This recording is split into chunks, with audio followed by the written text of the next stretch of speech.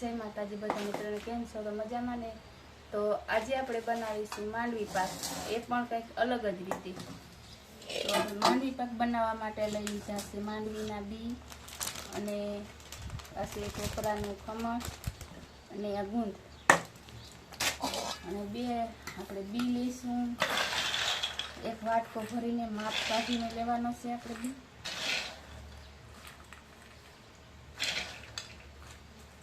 તો આપણે સાહણી બનાવવામાં સહેલું પડશે. તો બીને આપણે શેકી લેવાના છે.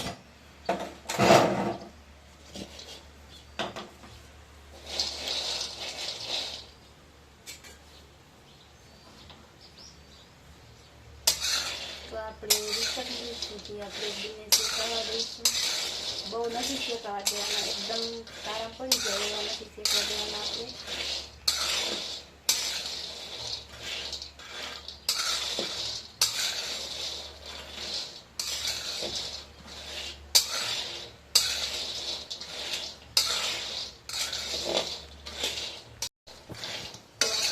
સરસ રીતે શેકાઈ ગયો છે, જોઈ શકો છો.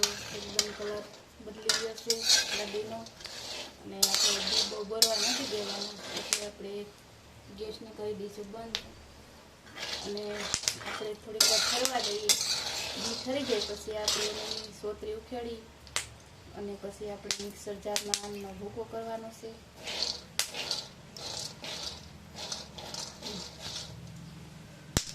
તો આપણે બીનો ભૂકો કરી લીધો છે અને જે વાટકામાં આપણે બી ભરીને લીધા એ જ વાટકો આપણે ખાંડ ભરી લીધી છે.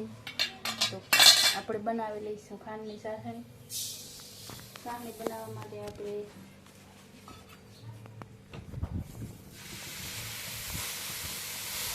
ખાંડ યાદ નથી નાખવાની, ખાંડ જોડે એટલું જ પાણી નાખવાનું છે.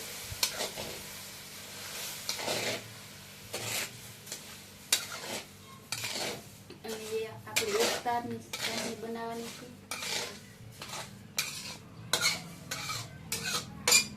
આમાં પણ તાર આવે. હા,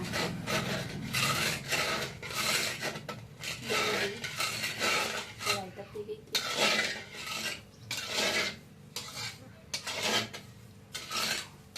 તાર વગરની સાસણી ન હોય. માછનો લોહી થઈ ગયો.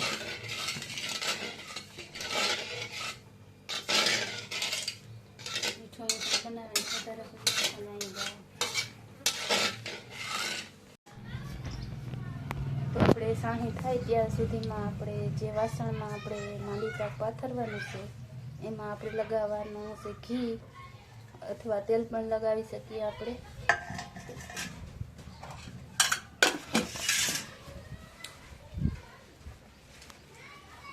સાહણી આપણે સેટ કરી લઈએ, તાર બને છે કે નહીં.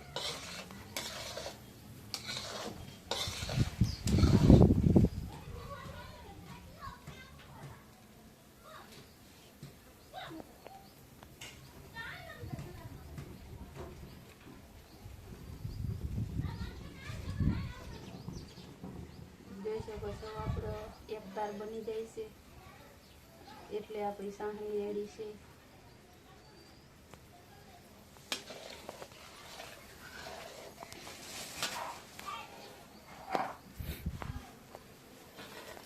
પેલા આપણે નાખીશું માંડવીનો ભૂકો.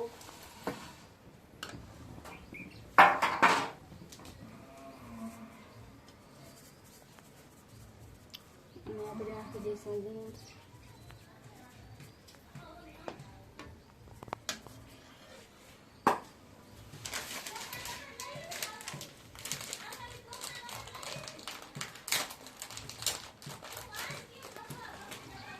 અને આપણે નાખવાનું છે સેલે કોપરું.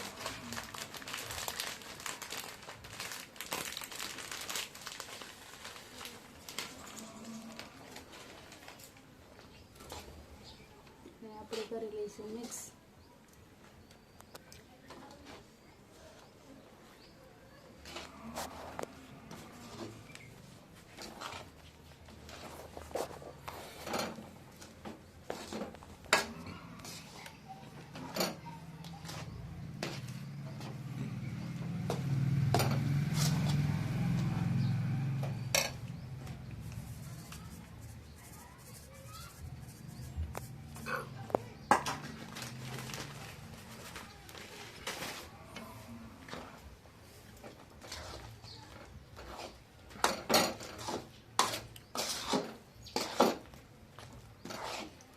આવી રીતે આપણે માંડવી પાક બનાવીશું તો એકદમ બરફી જેવો સ્વાદ આવે છે.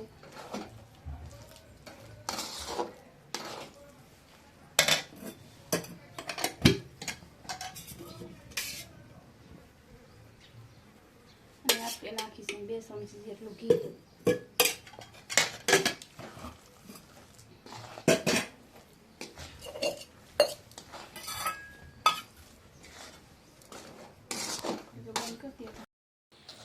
તો આપણો સરસ માંડવી પાક તૈયાર થઈ ગયો છે. હવે આપણે થાળીમાં પાથરી લેવાનું છે.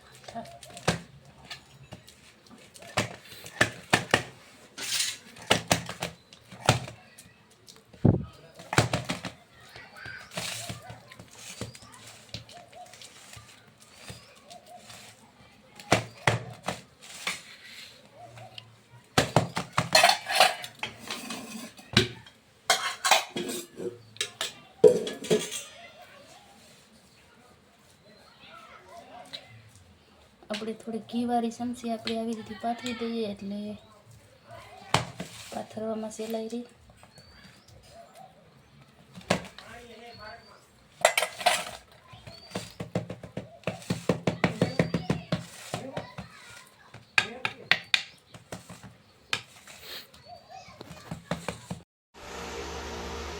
તો આપણો માંડવી પાક તૈયાર થઈ ગયો છે. કરી ગયો એટલે આપણે ટીકડા પાડી લઈશું.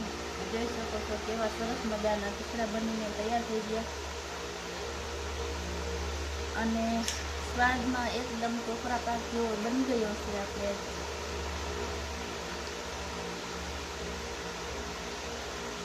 પહેલી વાર આ માંડવી પાક આપણે ટ્રાય કર્યો છે એટલે બહુ સરસ બન્યો છે.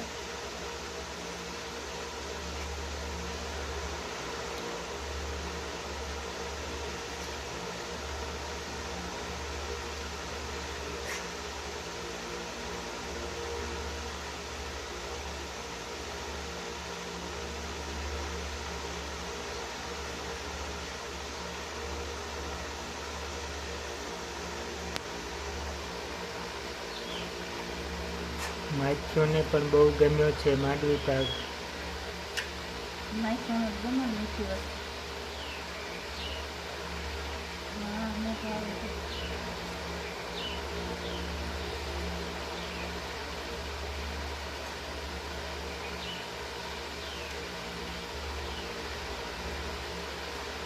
તો એકદમ સરસ અને કોસો પણ બની ગયો છે. જોઈ શકો છો બહુ બધું ટુકડું નથી જોયું આપણે. બહુ સરસ મજાનો આપણો માંડવી પાક તૈયાર છે. તો વિડીયો ગમે તો લાઈક શેર અને સબસ્ક્રાઈબ જરૂર કરી દેજો અને ફરી મળીશું આપણે નવા બ્લોગ સાથે.